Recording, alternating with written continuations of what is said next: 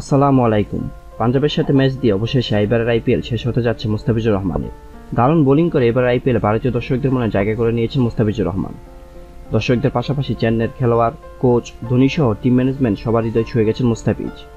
দারুণ একটা আইপিএল শেষ করতে যাচ্ছেন মুস্তাফিজুর রহমান। জিম্বাবুয়ের সাথে সিরিজ খেলতে এবারের আইপিএল শেষ করে বাংলাদেশে যাওয়ার জন্য প্রস্তুতি ইতিমধ্যে সেরে নিয়েছেন মুস্তাফিজুর রহমান।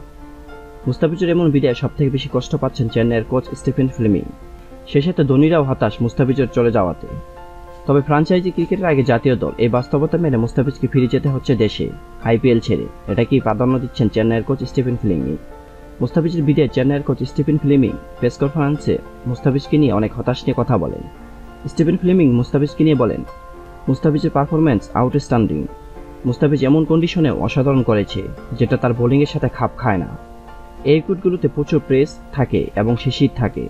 এই কন্ডিশনে সে দুর্দান্ত, বিশেষ করে স্লো উইকেটে সে দারুণ ফর্মে আছে। সে চলে যাচ্ছে, এটা আমাদের জন্য অত্যন্ত হতাশাজনক।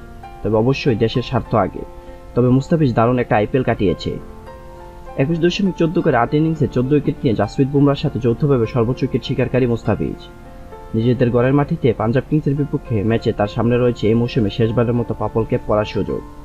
আর সেটা দেখার অপেক্ষায় রয়েছে গোটা ক্রিকেট প্রেমীরা।